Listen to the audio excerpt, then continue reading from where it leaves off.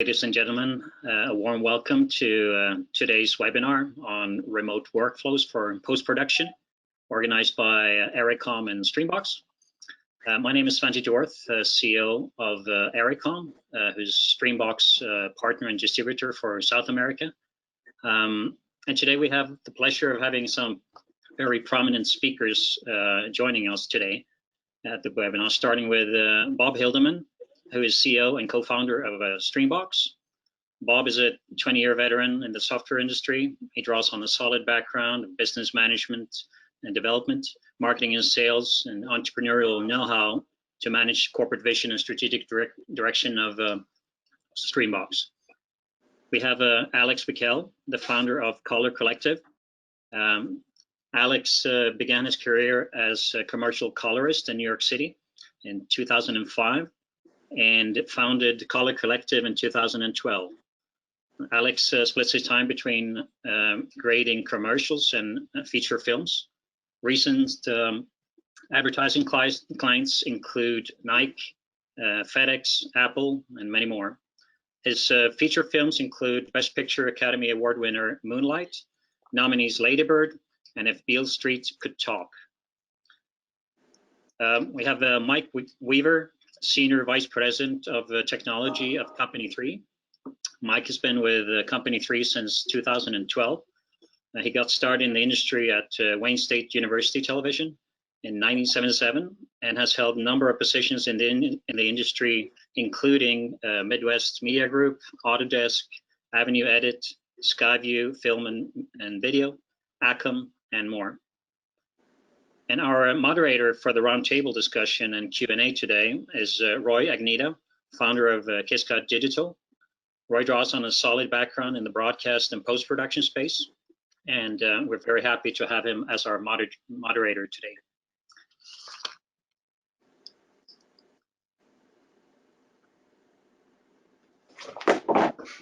Next slide, please.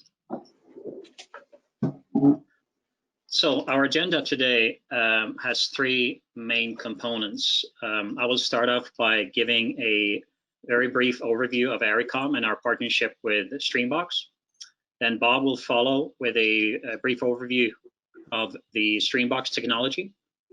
The central part of our webinar today, though, is a roundtable discussion with Alex and Mike, where they will talk about how they have dealt with the various challenges presented by COVID-19, working from home or in remote work in general, while maintaining schedules and in particular the quality of their creative processes. If you have any questions to the panelists during the webinar, please post them in the questions tab to your right, and we will raise as many of them as we can during the Q&A session at the end. We may not have time for all questions that we receive, and if we don't, then we will continue, we will follow up with you afterwards by email. Next slide, please. So just a little brief on Arycom. Next slide. So Arycom was established in 2001, almost 20 years ago, in Sao Paulo, Brazil.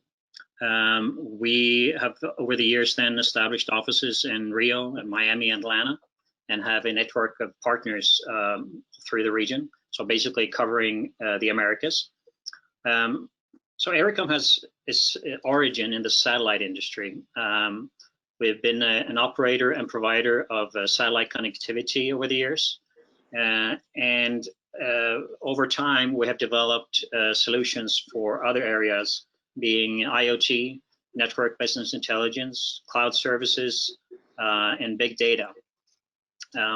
We entered the partnership with Streambox in 2008, offering streaming solutions for satellite news gathering and video production. So that's how we entered the business and a partnership with Streambox. And we have several Brazilian broadcasters as our customers using this solution. We later developed monitoring solutions for the offshore industry together with Streambox.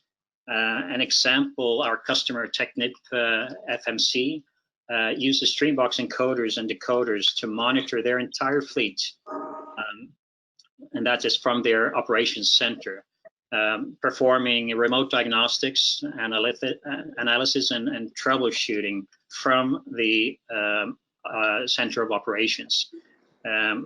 And they have their specialists in their center of operations, such as highly skilled engineers or geophysicists. So they're doing this support remotely using a Streambox solution. And the advantages of that solution is, well, there are many, but a few of them include low latency video that is enabled through the solution. They're using a very low bandwidth, which is favorable since that is typically a challenge offshore. And that basically provides them with a solution that is virtually real-time images. So as a natural evolution of that, we're now moving into the post-production market here in Latin America, and this is obviously the objective of this webinar, to propose or to present those solutions. So I would like to pass over to Bob. He will make a brief overview of Streambox technology. Please, Bob. Yeah, thanks, Avanti. And I would like to thank all the webinar participants, as well as Alex and Mike, and of course, Roy. Next slide, please. So Streambox, we founded the company in 1999. And of course, we're going beyond 20 years. And over the years, our focus has been unique video technology, both compression, transmission, and capture and play out. Now, many of our customers see value in our technology, uniqueness, and quality of that technology. And of course, that many of our customers does require very predictable, reliable transport, meaning reliability of setting up sessions and be able to do live remote sessions on demand anytime they like. And most importantly, for many of our customers, is color accuracy and quality of video over both wired, wireless networks, low bandwidth conditions.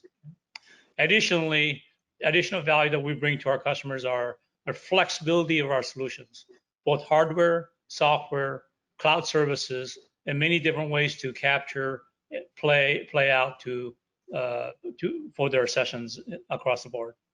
Next slide.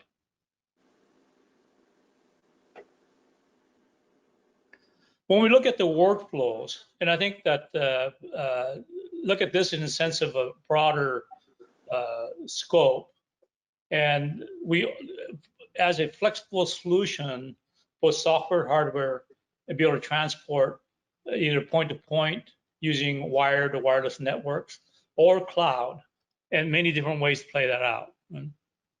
Additional to this, we offer both a CapEx business model, meaning that the traditional way to acquire products and solutions as a capital expenditure, or now as an OpEx business model, where you can essentially rent the software and of course cloud services as a service as well.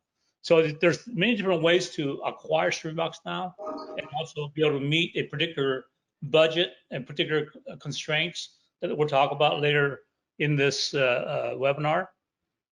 All of our solutions, the hardware solutions, ship standard 10-bit 422.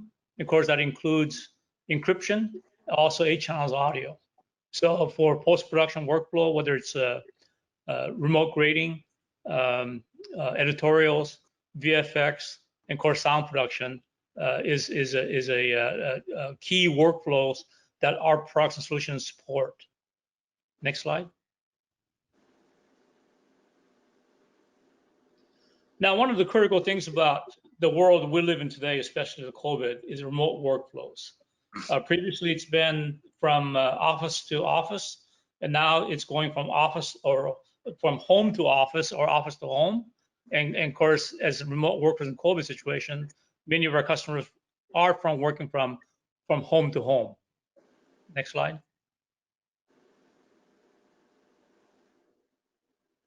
One of the key values that we bring to our customers globally is our cloud service and what's packaged with cloud service. Right? So you look at the value, why cloud?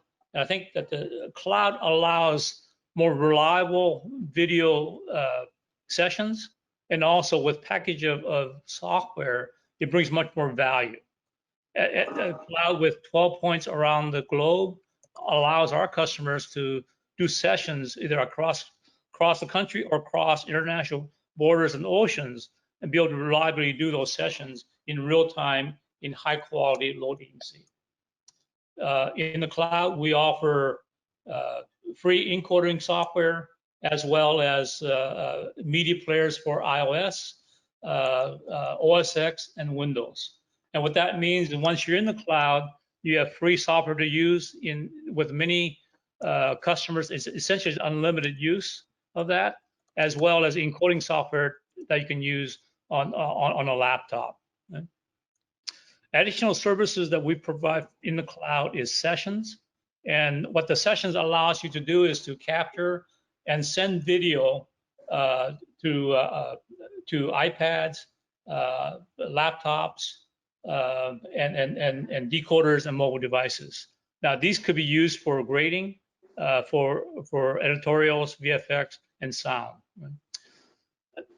Sometime later this week or early next week, Streambox will be announcing availability of new iOS media player that does HDR, as well as new Catalina media player that does HDR. So essentially, you look at those two software for iOS and Catalina, they offer a combination of about 18 different color profiles. So what that means to you is that now you can go from a hardware software encoder and be able to do remote coloring using iPad or remote coloring using OS X Catalina media player.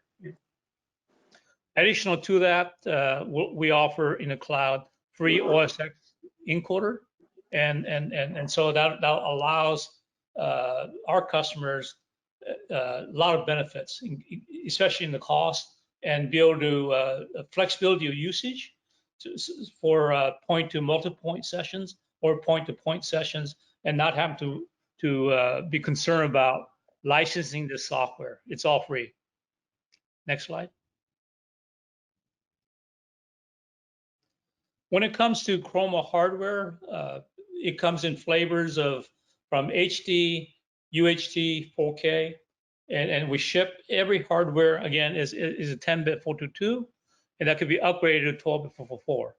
In our hardware, we support Dolby Vision grading, end-to-end from capture to playout, and along with the hardware, Dolby Vision grading, we also offer 16 channels audio for audio production, as well as options to play the video out in small form factor desktop devices, as well as now with iOS media player and Catalina media player, you could actually do grading from a Chroma rack mount to those media players for both SDR and HDR.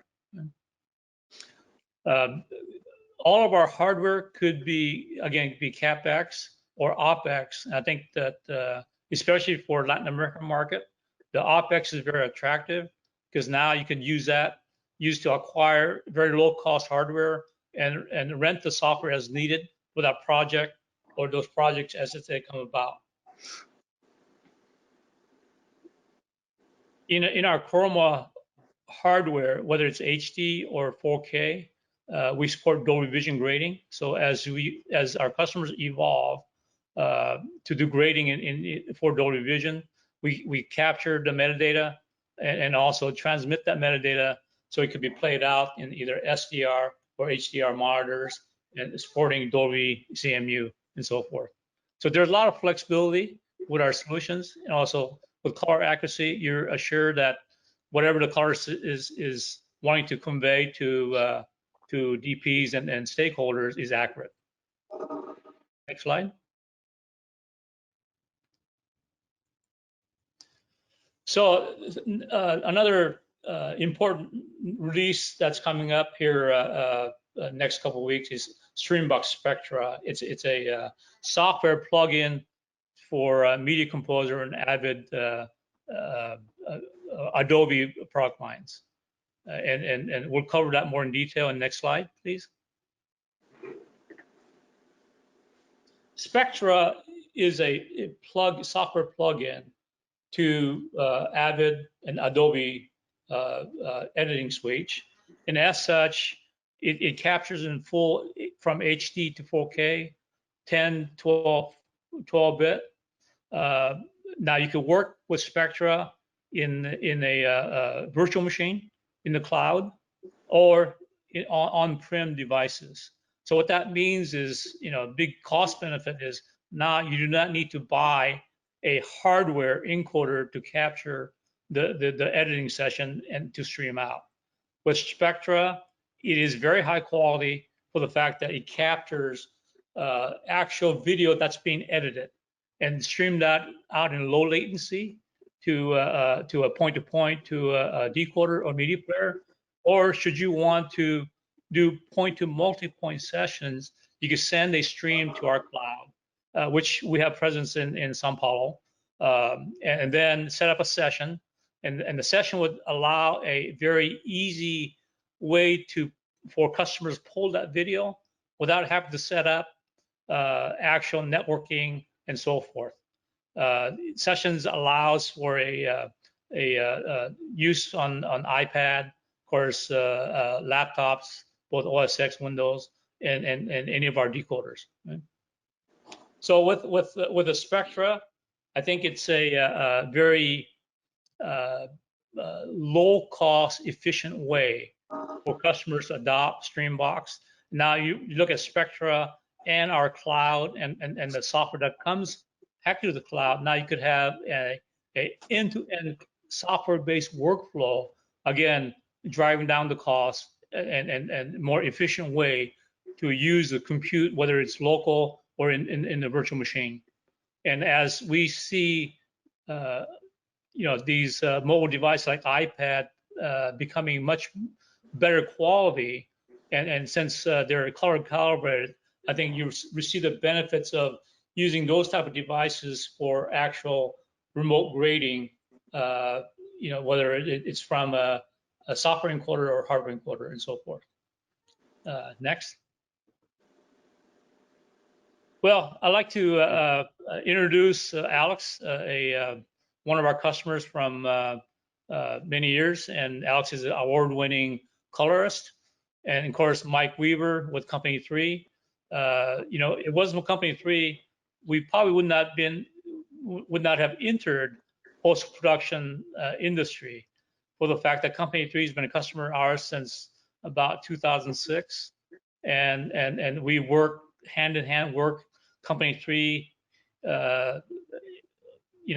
members and collaborators and teams to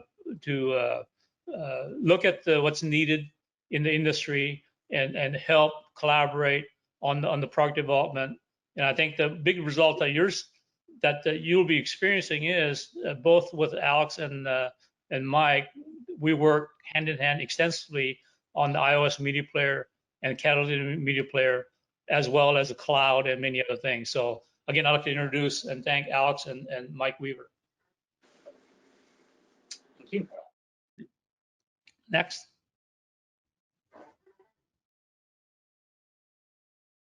Hi, everybody. Roy here. So aside from their very impressive credentials, Alex and Mike bring two very interesting perspectives to this. Alex is the creative guy, and Mike the technology guy. As we ask these questions, we'll get some pretty interesting, hopefully some very interesting perspectives on issues that are important to everybody today. And as we've said earlier, we encourage you to, if you have any questions, please type them into the question box, the little chat box on your screen. So let's get started with the best part of this webinar, the questions. So COVID-19 has resulted in an increased use of remote sessions, and everybody's aware of that. And so the question I have for our two experts is, eventually COVID's going to go away. Will remote sessions remain a mainstay of remote sessions in the future? So Mike, you want to take a shot at that? Certainly. I'll just go out and say that, as a company, we had so much business in the pipe and we had to deliver it. We basically turned our workflows inside out throughout our studios, VFX, color, with so many artists.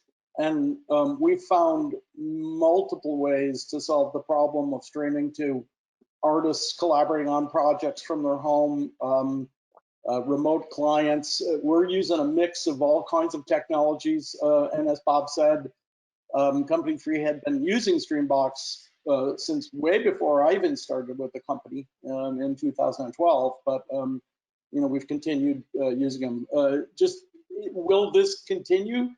The genie's out of the bottle, and we have colorists, and Alex will probably agree with this, that your time is the most important thing you have.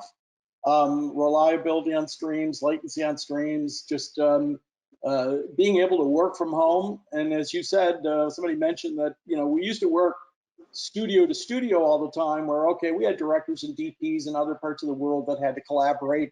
Everybody would go to the closest studio, and we would do all this over local networks.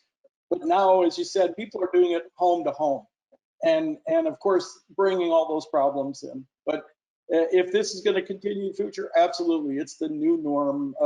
What is the norm? It's just going to keep going this way, and our reliability on the network has never been greater. Alex, your thoughts? Thanks, Mike. I'll add to that. Yeah, I think certainly with COVID and everything, we've had to find a million different ways to work with everyone all over the world, and Streambox has been helpful with that. In terms of the new normal, there's no replacement for being in the same room. This has enabled a ton of projects to keep moving forward that would have just ground to a halt. We wouldn't have been able to complete them otherwise. So this has been incredible. I think there's a lot of ways that this will get we'll integrate it into work. Like, we were already using Streambox pre-COVID to develop LUTs with our DPs out in the field. It's really helpful, not even just for main color sessions, but during look development, during pre-production, when you're setting up a TV show, you're setting up a film.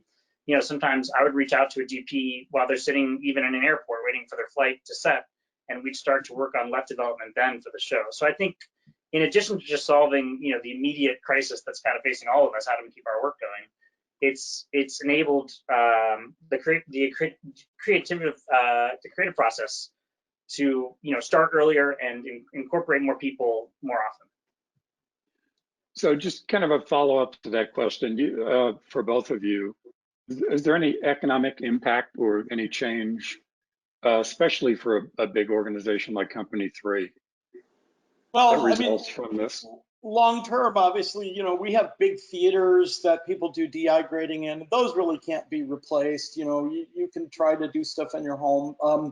And we used to be very, very particular about how our remote sessions were set up, as far as like the remote grading and viewing environment, etc. But now that the genie is out of the bottle, and we're literally getting colorists set up in their basements, and people are working out of their closets. But long term, we may look at this and go, well, why do we need this studio here and that studio there? Or we need data centers, we need a couple theaters, and people are going to keep working remotely wherever they are. But as Alex said, there's nothing replacing getting around that table and really talking about a project. We're all getting better at this. There's no doubt about it. And this is part of the new norm going forward, where you might get people at the table, but you got another dozen people still joining in remotely. And I will add, I will clarify my earlier remark if I could. On the advertising end of things, so we work both in long form as Company3, working in both movies, episodic work from Netflix and Amazon, and also commercial work. In the commercial world, for years, it's been everyone's time is important, not just the colorists, but we struggle to always get the decision makers in the room. Sometimes not everyone from the agency could attend the session they needed to. The director is almost never able to attend, or the DP. And we were already incorporating Streambox into those situations quite regularly pre-COVID. I think now on the advertising segment of the market, they are happy. Most of them are probably happier not attending the session because their schedules are so busy. They're able to dip in and out when the pass is ready, not have to wait for a posting, not have to wait to deliver feedback. That segment of our business actually has gotten a little bit easier, and in some ways it's been able to invite more people to participate in the process. Like we would only get one junior art director sometimes. Now we're getting the 6 people that couldn't all attend in the old system. They can attend from their iPads and iPhones at home. So that's been really interesting. When you do movies, I'm working on an episodic project right now. That is, when you're working for 2, 3, 4 weeks on a project, it's hard to do. It's no remote workflow is the same as like being in the room for 4 weeks with the same 3 people. That's tough. It's tough to feel familiar. It's tough to go eat lunch together. But it's been crucial to keeping everything moving during this time. Excellent. So let's move on to the next question, which is kind of related to what we were just talking about. So you guys both touched on this point. You want to elaborate a bit on the benefits of actually being in the room versus being connected over the internet. So what are the pros and cons? What do you think you're missing when you're not in the same room together? I could jump in just the primary thing, of course, when we're looking at color fidelity and we're really signing off is all of our studios, we use a master reference monitor. That's the basically standard for our industry, and that comfort factor of being able to have your DP on left shoulder and director on right shoulder, and you're all looking at the same monitor, you're all seeing exactly the same thing, and you're signing off on the same thing. That's the one thing, and the camaraderie that you get again when you're working together on a project, because you always have fun together in the room and stuff. But there was always, as Alex said, we have always had this. Oh, and the other guy that can't make it has been part of our process, studio a lot. Now it's anywhere in the world all the time with just about every session, every project we have now, streaming has become not just a part of it, but a major component of it. Alex, you want to add to that? I mean, pros and cons, I would say, I touched on this a little bit earlier, but we've been able to use Streambox, the cloud-based stuff especially, to work on building a big part of our workflow for long-form projects is to create creative looks during pre-production, so that as they're shooting this content, everyone's getting not just a standard, Arri K1S1 out of the gate, they're getting something pretty creative and tailored just to the story we're trying to tell. That process was always really difficult to orchestrate before, and actually ever since Sessions debuted, we've been had great success, starting to communicate with DPs earlier on in the process that way. I think the other thing, even when people were in the room, I used to stream to my iPad live in the session, much the same way that when you go to a mix, they listen on small speakers sometimes. Yes, we have our mastering, we have our perfect display, but a lot of times things, no one's gonna be watching it on a $30,000 monitor at home. So you wanna see how does this step down when it's a little bit compressed, when it's on a smaller consumer grade display like an iPad. So we used to stream live, even when we were all in the room together. I'd actually just locally stream using Streambox to the iPad, so I could kind of see, all right, we're still, even when this gets compressed and put on a smaller gamut display, it still holds up. So, what I hear from the two of you is that going forward, we'd probably have, there are pros and cons. Maybe we have this sort of some people in a room and some people on remote, kind of the best of both worlds. Yeah. Now that clients know it's possible, if it's possible, then we need to provide it. I will say also, as Color Collective is a very small company. I'm the owner. There's only 4 employees, and we're based out of New York. But we've probably done more work internationally and more work in Los Angeles in the last 8 months than we did in the first, in the last 4 years, put it that way. So it has sort of extended our reach to a different client base that we didn't have before. We did a lot of work now in Europe this year. This is all commercials, not our long form work was always bi-coastal. But in terms of commercial clients, it has sort of allowed a wider range of people to work with me and the other colors of my company. I think it's made our days longer, which I'll put that in the con category. But yeah. Yeah, that is a con right now, Alex, because in the world of streaming, as we know, this post-production business is a 24/7, 365 thing. So there is no day, night, and sessions happen all across the day. Yeah. I missed that 30-minute commute because it used to be a little bit of a barrier to a session. Now it's just walking downstairs. So are you guys complaining about having too much work? Yes.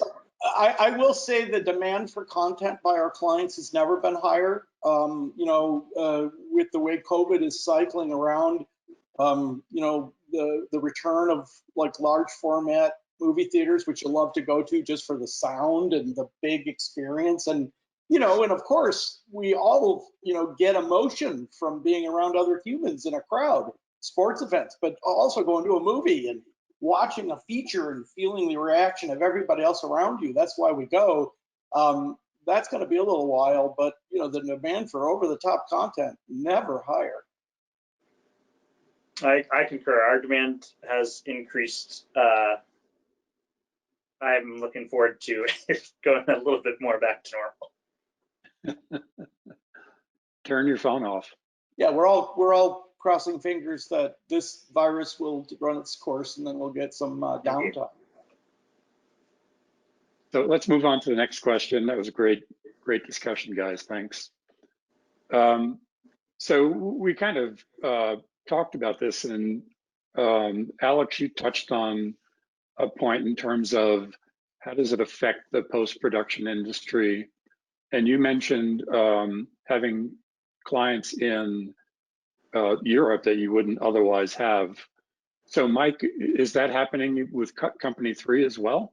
Well, Company3 being a very large company, and we're going through different financial things at the moment, but we've been in the large-scale feature film business, commercial business. So Company3 is basically, in all the workflows, episodic 4K. I used to be with the Encore side of our business for a while, and to me, UHD episodic was the hardest workflow we were dealing with because of the type of files we're dealing with, and and it's 4K, not 2K like feature DI work. So episodic over-the-top stuff for Netflix and Amazon has always been a bigger challenge for us on heavy lifting on the SAN and files, everything. Going forward, we are starting to really even do scratching with HDR work on iPads. One of the reasons that we've worked with Streambox is because of the relationship that we have with Alex, the CTO, and Bob and the engineers. Streambox has always been very supportive of what we need as we tell them what our market is asking for. So, and again, it's not the only solution we use. There's so many, but it's certainly one of the central solutions that we use every single day. I'm looking at a cloud point right now with 3 sessions going on from our LA office to clients. So we have cloud points in LA, New York. We stream off all the other AWS cloud points. So we just about every way you can use Streambox, we use it. We're not out in the field with a camera and using bonded cell, but we're using just about every other way you can use their workflow. So Alex, just to continue on with your earlier comment about clients in Europe, so do you see this as an opportunity or a curse? No, I love that. It's a totally different vibe in terms of commercials over there, and a whole new group of people that we've they've already brought us more work, so we're collaborating more and more, and it's been really exciting. That end of it's very exciting, no doubt. Yeah, I mean, So- when I joined Company3, I was blown away to find out that, oh, well, we have a place in Tokyo and we're streaming back and forth with Tokyo all the time. It's like, so Company3's been setting looks and doing work for people around the world for quite a long time. Yeah, there's no doubt that it's interesting. I mean, I think obviously the scale that you're working with, Mike, is global, and it's amazing that the same technology can meet your needs as well as sometimes the small company like ours. Well, we always look for bang for the buck. I mean, and that's, again, you're always looking for, what can you afford? What gives you the best experience to your customers? And yeah. And actually, I mean, the thing, when we were looking at options most recently, again, the reason we kind of bought a whole new round of Streambox 4K stuff was the ability to get the bit rate. It's a really high quality image in a very compressed bandwidth. Yeah. Like so many of our clients, when we're doing commercial sessions, most of the time I'm running them at 5,000 kilobits a second, just because people are on home Wi-Fi, they're on their phones, they're on whatever. In fact, a lot of times people's Wi-Fi networks are so cluttered, I tell them to switch over to LTE and they have a better experience. But when at 5,000 kilobits a second over LTE, people have a pretty good experience on their home and on their phones, and that's great. And then when we switch over and we're doing an HDR show now that is point to point, where we have a hardware decoder in Los Angeles, then it's 4K HDR. We're targeting 120 megabits a second. Although I've noticed it's still coming in at 80. Like it still ends up being compressed down to 80. So that was a good choice for us, because even though it's point to point, we're working out of a studio where the internet in Los Angeles was only 300 up and down. We're 2 gig here, but it was helpful to have a solution that could meet your clients' bandwidth needs, because they're not always able to deliver the same pipeline that you have in Company3. Yeah, and the latest iteration of the codec that we're testing now and will be released soon, the image quality, 444 capability, and 12-bit internal and 10-bit to the screen, it's huge jump for us. So really excited about the release of that on the App Store. Agreed. So Mike, since you're the technology guy, let's just touch on that issue of transporting these high bit rate signals. What kind of limitations does that impose, particularly on the people on the receiving end? Well, I mean, that's always, the issue, and I think one of the questions that we want to talk about is, how you look and prepare for this stuff. And we always get that knee-jerk last minute phone call. Hey, can we do a session now? But whenever we can, we always try to make tests with the remote review, receivers, double check what everybody's network connection is like. A great session can get ruined by one person that's got the Dixie cup and the string that, is having one heck of a time trying to receive the session because bad Wi-Fi, but all other 6 or 7 people on the session having a great experience, but then you get held up. The session gets held up because that one person, which usually ends up being a critical person, has a terrible connection to the session. So, it's, again, if you don't have, good connection end to end, that last mile is still also important. Streambox is really efficient, and but again, if you got bad connection, you got a bad connection. So it's always a good idea to test those, and test those during a time of day that you expect the session to run too, because you'll find that, oh, well, you test at 10 o'clock in the morning, everything is really smooth. You test it at 3:30, 4 o'clock in the afternoon, and the network's congested, and it's really a problem. So timing, testing, don't take things for granted. If it can go wrong, it might, so, and again, it's all about, you've got a great solution, encoding and decoding, you still have the network connectivity between them. Cloud points can help. Point to point is always the lowest latency, but if you need one to many, then the cloud point is the way to go. But it's not magic, it's just really hard work. Streambox guys have got a good product. Obviously, networking is still a major part of all of this. Thanks, Mike. So just a reminder to our participants. We've heard a lot of interesting things here. We'd love to hear your questions. So type them in that chat box. And let's move on to the next question, please. Okay, so we kind of touched on this. Let's focus on just the availability of a viewing screen that's appropriate for whatever's happening. So as an iPad, it's obviously a convenient way of viewing this, but is it practical? And especially in the case of color grading, Alex? I think the iPad Pros, the current generation, have a great screen. They're really useful in the commercial world in terms of, like, they pretty much cover Rec 709. Set your brightness around halfway, you're getting decent contrast ratios, and they're pretty stable across multiple iPad Pros of the same generation. Look pretty similar. I like iPad Pros better than laptops because laptops have too much. Basically, there's too many settings that you can mess up in your color profile, and there's no way for me to remotely talk you through the right one. So that's why I kind of like iPhones and iPads, especially in the commercial world, as a baseline, ubiquitous, real-world display. I think it's a pretty good average. And like I mentioned before, I used to actually stream to my iPad in the room with my grading monitor in Rec 709 as a sort of dummy check. Like, will this hold up on a small display on a consumer monitor without any special calibrations?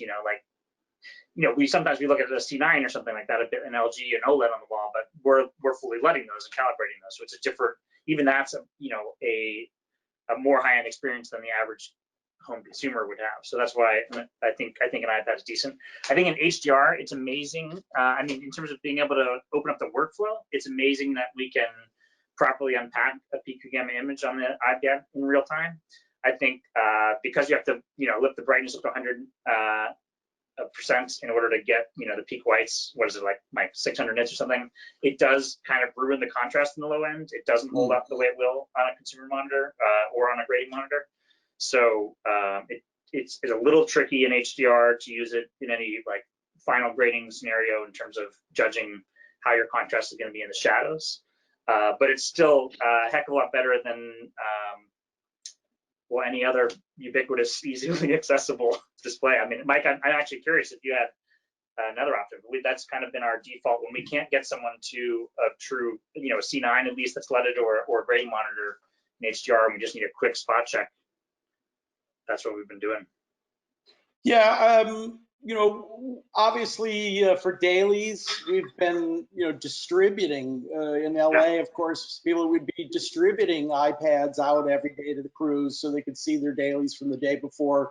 Now, of course, for streaming, you can't take a $32,000 X300 and take it out to your client's house every time.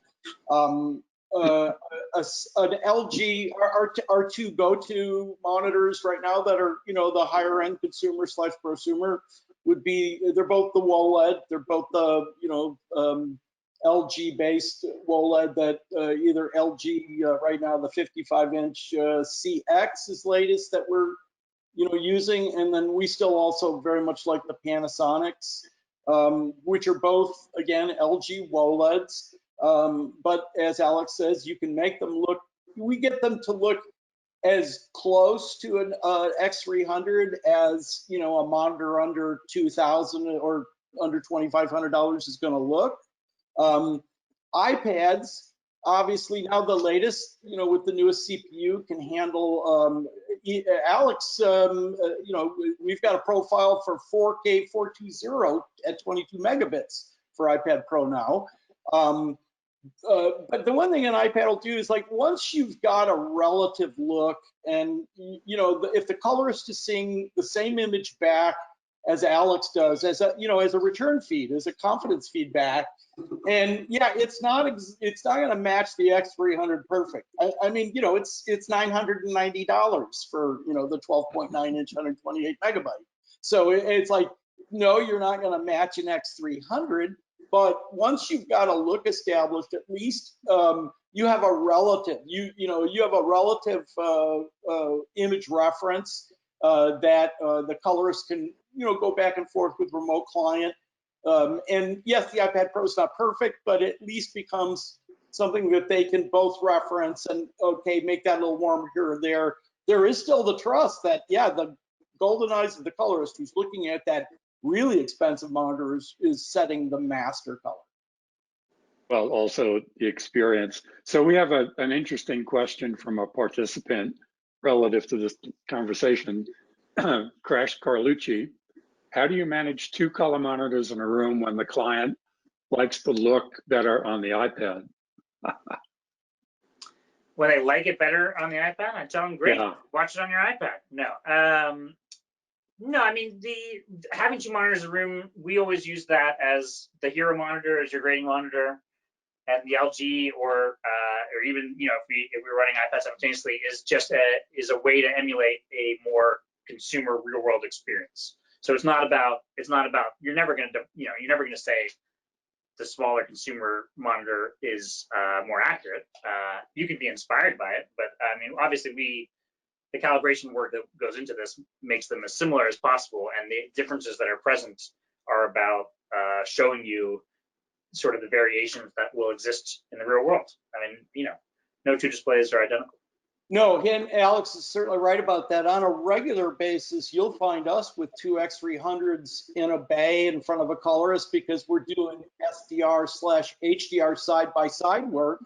And, you know, before we would bring in, you know, the clients into those sessions as well. And now sometimes we're streaming multiple. We'll be streaming the HDR version out. We'll stream an SDR version out. So we may use multiple encoders to stream. You know, we're slaving one resolve off of another. One's got an SDR project on it. One's got an HDR project. So there's all kinds of workflows where we're having to send multiple streams and get people signing off on different things. The previous slide, though, there was latency again is a really important part of this because, you know, everybody's time, especially some of our top artists, they're in demand. Their time is, you know, they're working all hours of the day, night. They're flying around when they have to, even now. And so latency becomes a real, you know, thing, you know, when you add up that you're sitting in front of a monitor, and especially if you've got, you know, your encoder is remote on a SAN that's remote, sending you an image back to your decoder that is feeding your master reference. And, you know, that's what we've got when we've got artists, you know, working on, you know, tier 1 feature work, but they're actually in their home now, working off of SAN back in studio and streaming an image to them. That's fascinating. So let's move on to the next question, because you said the magic word about latency, and I believe that's the next question coming up. I thought that was the previous one. Sorry, Roy. No, that's fine. So next slide, please. Let's go to the next one. So we're kind of running short on time, and I thought this might be a more interesting question. So we can't survey all of the audience, but I wonder how many people have extensive experience the way you two guys have with setting up and executing remote sessions. So what advice would you provide to all the professionals out there in terms of setting up remote sessions? I think I find it very useful. I'm doing most of our work when it's not point to point. So there's 2 different workflows we kind of talked about. I'd say the vast majority of our sessions are cloud-based sessions because we're dealing with commercial clients that are all at home. For those sessions, I find it very useful to stream back to my own iPad. One, because I can look over and see kind of what they're seeing, and also understand the latency that they're getting off the session. That particular session, which changes each day. So depending on who's connecting and, you know, how far away everyone is. So that's been the thing that I find most useful is in order to better understand what their experience is like during the remote, specifically when you've got multiple people attending, streaming to your own device and looking over every now and then to see what the delay is like and how the image is holding up. I find that to be very useful feedback. Mike? I'm sorry. As far as giving people advice on setting up remote session, I'd go back to what I said earlier. It's like, you know, don't assume, especially about network connections. do a test at the time of day you intend to try to do the session, if possible, because network conditions change. And it's, again, depending on how many people are connecting, whoever is going to be that problematic decoder trying to attach to a cloud session. I mean, if you're doing point to point, it's usually a very controlled environment. You've done a setup forwarding through your firewall, setup forwarding through their firewall. Of course, if you've gone through and you're going to do work with that client a lot, like we do with some of our directors, we invest in putting some network, infrastructure in between us, because again, it all goes back to the networking. We have superior tools for encoding and decoding, and then networking can always let you down if you don't take care of that ahead of time. Again, we've talked about, one of the Streambox's strong points is you can get a very high fidelity image across a very small footprint. So the codec is very efficient. And the new decoder that's coming out, the latency on that, because again, latency is, can't stress enough how much latency is important to our colorists. And again, it's not, you can get a cadence back and forth, and I know Alex has done this for years, where the people reviewing remotely, you're working, hey, can you take a look at this? What do you think about that? And there might be a little bit of lag in that session to the remote, but if it's your return feed to you, that's a totally different story. Yeah, that's a different challenge. I know people that are working that way, like you say. It sounds like you've implemented that workflow. I ended up building local. Yeah, I mean, we've had to do both. So people, as we said earlier, there's a couple of different workflows. There's color who, okay, this is a commercial job and it can go off their local storage. But again, when we're working on either episodic or feature work that's tied to a major studio, there's always security wrapped all around that. Of course. And encryption is a major part of that for us, Streambox, being able to encrypt things, helps us get around all, because we certainly have to, follow whatever the studios are saying as far as our security requirements. Those are not recommendations. Those are, you do this or you don't get our work. Yep. So more on the point of latency, one of our viewers, Lance Hayes, is asking, this is a question for Bob, I think. What's the latency for Spectra? Oh, we're looking at about 150 milliseconds per end. So what that means to end-to-end, probably around 300 milliseconds. Hey, Lance. So, right. So, we are in the process of releasing new codec with ultra low latency. I think that I know that we've and some of our customers have tested already. It's in use, and Spectra does include the ultra low latency codec. So Mike, Lance said hello back to you in the chat box.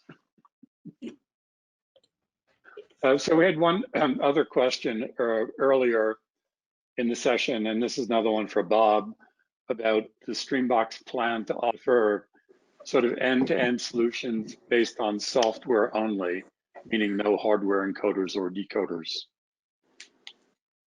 I assume. Well, I think from day one, Streambox always had software encoders. Now with Spectra, what's different is it's actually a plug-in, an add-on to these edit bays. So instead of having an external way to capture, Spectra is an internal way to capture actual baseband video that's being edited or manipulated.